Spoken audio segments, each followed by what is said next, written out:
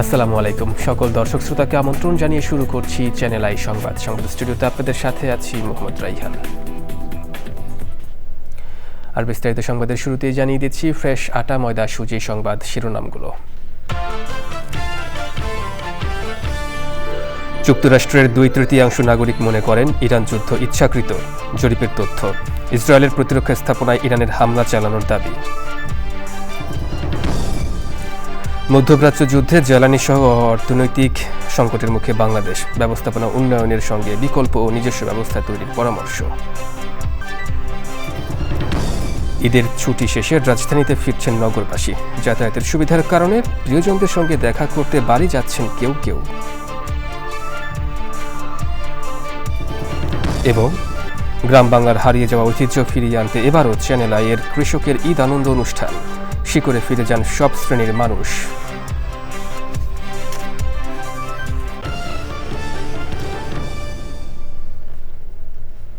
দর্শক সংবাদ শিরোনামগুলো জানাচ্ছিলাম। এখনকার এই সংবাদ আয়োজন একই সঙ্গে চ্যানেল আইয়ের ইউটিউব চ্যানেল এবং চ্যানেল আইয়ের ওটিটি প্ল্যাটফর্ম আই স্ক্রিনে লাইভ স্ট্রিম হচ্ছে। এবার বিস্তারিত প্রসঙ্গ, আর শুরুতেই ইরান যুদ্ধের 24তম দিন।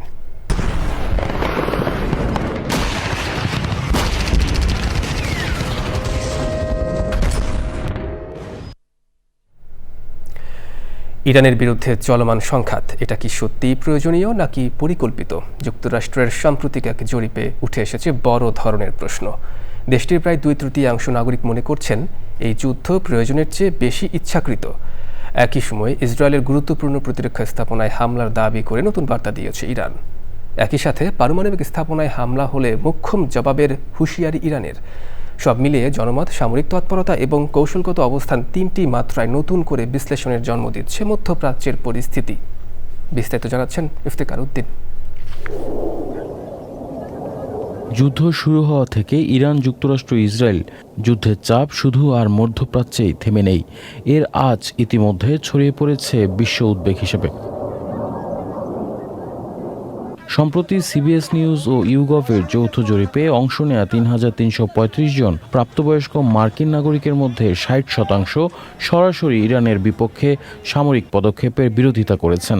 চলতি মাসের শুরুতে এর হার ছিল ৫৬%, অর্থাৎ সময়ের সঙ্গে সঙ্গে যুদ্ধবিরতি মনোভাব আরও জোরালো হচ্ছে।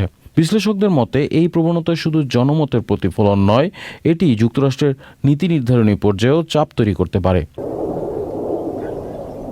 এই অভ্যন্তরীণ প্রশ্নের মধ্যেও সংঘাতের ময়দানে নতুন মাত্রা যোগ করেছে ইরান। দেশটি দাবি করেছে ইসরায়েলের রাষ্ট্রীয় মালিকানাধীন প্রতিরক্ষা ও মহাকাশ গবেষণা প্রতিষ্ঠান IAI এর একটি স্থাপনায় ড্রোন হামলা চালানো হয়েছে।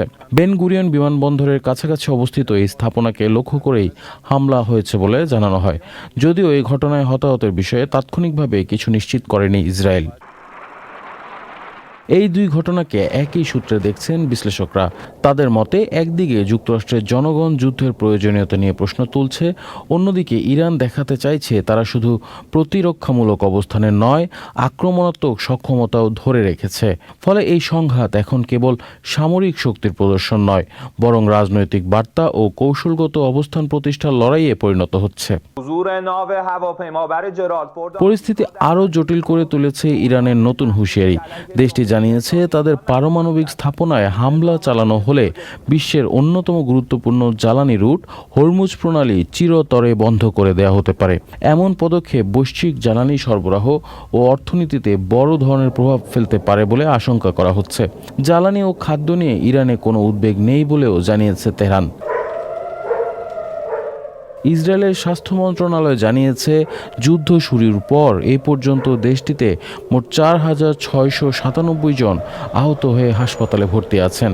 ইরানের সঙ্গে ইসরায়েল ও যুক্তরাষ্ট্রের যুদ্ধ শুরুর পর থেকে ইসরায়েলের ভূখণ্ডে ৪ শতাধিক ব্যালিস্টিক ক্ষেপণাস্ত্র ছুড়েছে ইরান।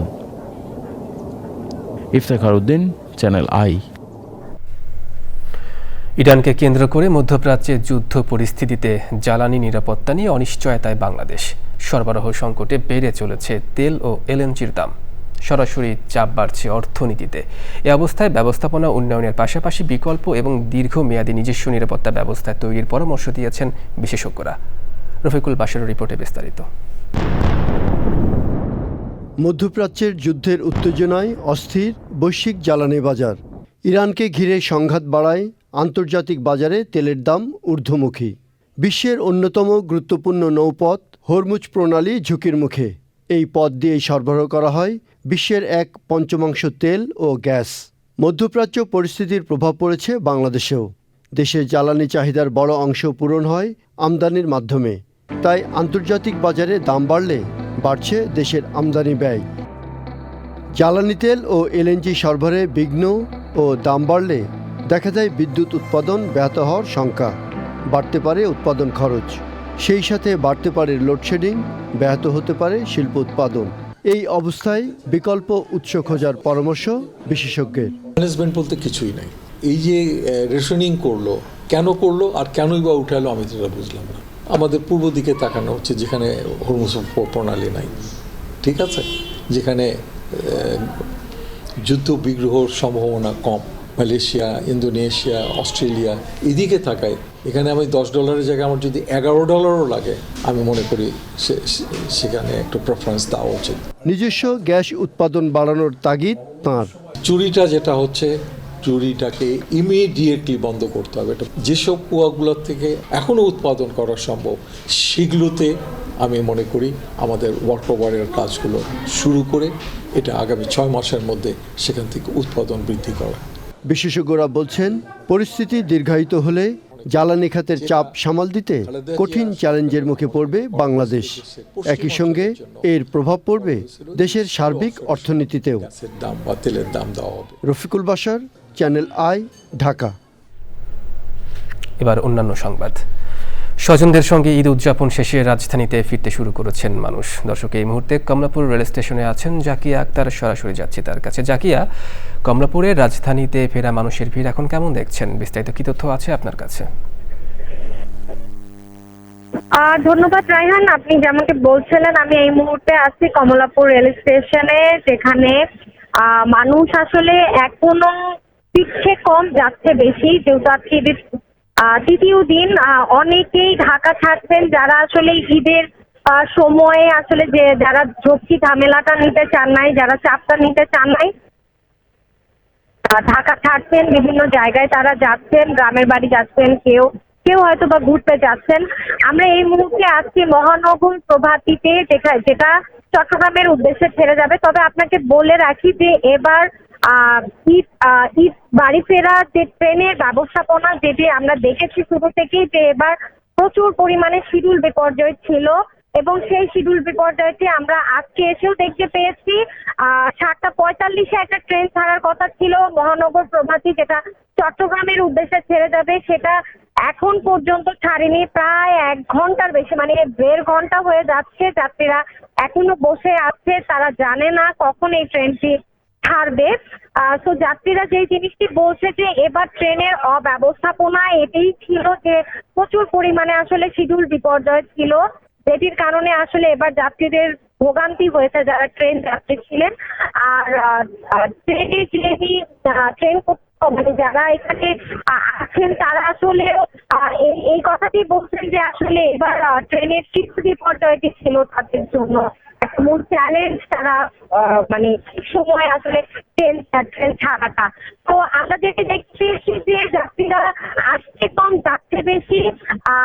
তো এই মুহূর্তে আমার কাছে এটি ছিল সর্বশেষ। ধন্যবাদ কমলাপুর রেল স্টেশন থেকে যুক্ত হয়ে বিস্তারিত তথ্য দেওয়ার জন্য। বাগেরহাট শহরের খান জাহান আলী ফিলিং স্টেশনে তেল নেওয়া নিয়ে বিরোধকে কেন্দ্র করে হামলা, ভাঙচুর ও লুটপাটের ঘটনায় সুমন পাইক নামে স্থানীয় যুবদল নেতাকে গ্রেফতার করা হয়েছে। ঈদের আগের দিন ওই হামলার ঘটনার প্রতিবাদে 2টি পাম্প অনির্দিষ্টকালের জন্য বন্ধের নোটিশ ঝুলানো হয়। এই ঘটনায় মামলায় 4 জনের নাম সহ অজ্ঞাত আরও কয়েকজনকে আসামি করা হয়েছে। অভিযোগে বলা হয়, আসামিরা কর্মচারীদের মারধর করে এবং প্রায় 5,80,000 টাকা নিয়ে যায়। পুলিশ জানায়, প্রধান আসামি গ্রেফতার করা হয়েছে, অন্যদের ধরতে অভিযান চলছে। গ্রাম বাংলার হারিয়ে যাওয়া ঐতিহ্য ফিরিয়ে আনতে প্রতি বছরের মতো এবারও কৃষকের ঈদ আনন্দ অনুষ্ঠান আয়োজন করেছে চ্যানেল আই।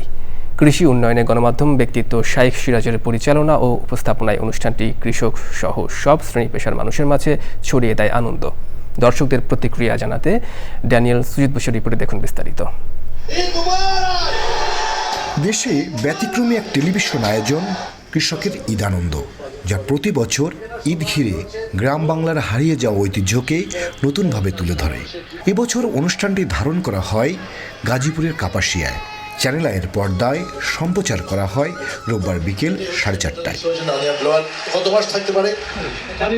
ঈদের আনন্দকে গ্রামীণ জীবনের সঙ্গে মিলিয়ে নতুন মাত্রা দিয়েছেন কৃষি উন্নয়নে গণমাধ্যম ব্যক্তিত্ব শাইখ সিরাজ। অনুষ্ঠানে তুলে ধরা হয় তৈলাক্ত কলাগাছ বেয়ে ওঠা, ভাসমান হাডুডু, বালিশ লড়াই ও বউ সাজানো সহ ঐতিহ্যবাহী নানা খেলা। অনুষ্ঠানটি দেশের সব শ্রেণী পেশার দর্শকদের নিয়ে যায় শিকড়ের কাছে। বাসের মধ্যে বসে বালিশ খেলাটি খুব মজা দেয়। খেলাগুলো আমরা ছোটোর থেকেই আমরাও খেলছি, আবার দেখছিও এবং ভালো লাগে। সেই জন্য আমরা টিভির সামনে বসে থাকি, কখন এই খেলা আমরা দেখব। ছেলেবেলার খেলাধুলার কথা মনে পড়ছে, আর এই খেলাধুলা আমাদের যেন পরবর্তী প্রজন্মগুলোতেও যেন অব্যাহতি থাকে। কৃষকরা দেখা গেছে মাঠে ঘাটে কাজ করে, হ্যাগর আর বিনোদন নাই। ঈদ বলতেই হ্যাগো বিনোদন, মানে ঈদ আইলে শাইন সিরাজ ভাই হ্যাগর কাছে ছুটে যায়, যার কারণে এদের বিনোদন করে অনেক ভালো লাগে। কৃষক নিয়ে কেউ ওরকম অনুষ্ঠান করেও না, একমাত্র করলে উনিই করে। এজন্য আমরা ওনার অনুষ্ঠানটা দেখি এবং ভালো লাগে আমাদের সবাইকে। মানে কৃষক নিয়ে সবাই নিয়ে একটা আনন্দ করে ঈদের সময় খুব ভালো একটা মজা একটা লাগে। দর্শকরা বলছেন এমন আয়োজন আরও প্রাণবন্ত করে ঈদের আনন্দ। Daniel Sujit Bose, Channel i. ঈদে সিনেমা প্রেমীদের আলোচনার কেন্দ্রবিন্দুতে নারী কেন্দ্রিক cinema pressure cooker. Impress Telefilm ও কানন ফিল্মসের যৌথ প্রযোজনায় নির্মিত চলচ্চিত্রটি এরই মধ্যে দর্শক প্রশংসা কুড়াচ্ছে। সুলতানা হিমুর রিপোর্টের বিস্তারিত। গান, গল্প, দৃশ্যধারণ সব মিলিয়ে এবার ঈদে হলগুলোতে দর্শকদের আগ্রহে এগিয়ে রায়হান রাফির cinema pressure cooker. Impress Telefilm ও কানন ফিল্মসের যৌথ প্রযোজনায় নারী কেন্দ্রের গল্প নিয়ে নির্মিত সিনেমাটিতে অভিনয় করেছেন শবনম বুবলি, নাজিফা তুষি, স্নিগ্ধা চৌধুরী ও মারিয়া শান্ত। রয়েছেন ফজলুর রহমান বাবু, শহীদুজ্জামান সেলিম, মিশা সওদাগর, আজিজুল হাকিম ও সাবিরি আলমের মতো অভিনয় শিল্পীরা। নারীরা কত সমাজে টিকে থাকার জন্য কত কষ্ট করে, এটাই নারী কেন্দ্রিক দেখে নারী হিসেবে আমার বেশি ভালো লেগেছে। কুকিং ব্যাপারটা, আমরা মেয়েরা যেহেতু রান্না করি, এই ছবিটা ঠিক সেরকমই, প্রত্যেকটা চরিত্র এত নিখুঁতভাবে ফুটিয়ে তুলেছে। প্রেসারে ছিলাম প্রথম দিকে, প্রত্যেকের অভিনয় সুন্দর। ওভারঅল ভালো লেগেছে, অভিনয়গুলো সবারই দুর্দান্ত ছিল। এক্সিলেন্ট, মোর দ্যান এক্সপেকটেশন, খুবই ভালো ছিল। It was great. The best thing was the Chanchal Chowdhury স্টোরিটা। বাংলাদেশে সচরাচর যে সিনেমা দেখা যায় তার তুলনায় কাহিনী অনেক ইউনিক হয়েছে। দর্শকরা বলছেন এই ধরনের গল্পে সিনেমা আরও সেট দেখতে চান তারা। Sultana Himu, channel I, Dhaka. এবার নিটোল টাটা কৃষি সংবাদ।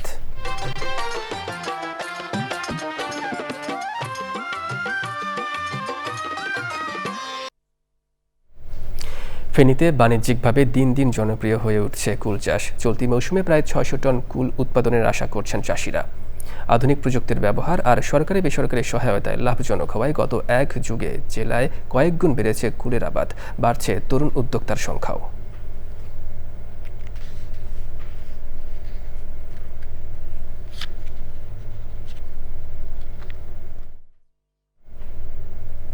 এবার প্রকৃতি সংবাদ।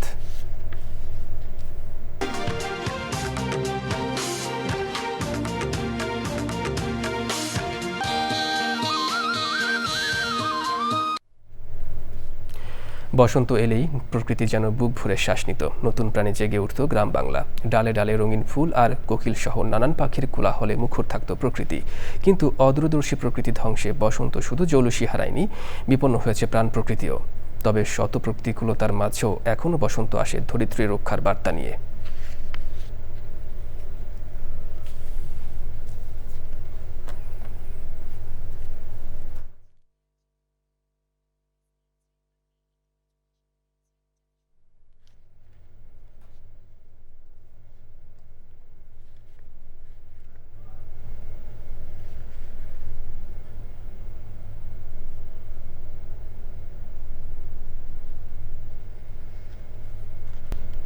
সংবাদের শেষ প্রান্তে, তবে যাবার আগে ফ্রেশ আটা ময়দা সুজি সংবাদ শিরোনামগুলো জানিয়ে দিচ্ছি আরও একবার।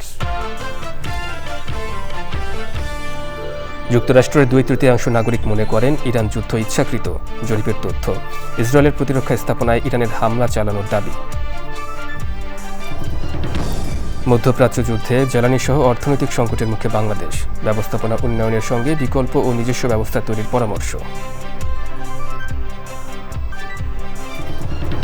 ঈদের ছুটি শেষে রাজধানীতে ফিরছেন নগরবাসী, যাতায়াতের সুবিধার কারণে প্রিয়জনদের সঙ্গে দেখা করতে বাড়ি যাচ্ছেন কেউ কেউ। এবং গ্রাম বাংলার হারিয়ে যাওয়া ঐতিহ্য ফিরিয়ে আনতে এবারও চ্যানেল আইয়ের কৃষকের ঈদ আনন্দ অনুষ্ঠান, শিকড়ে ফিরে যান সব শ্রেণীর মানুষ।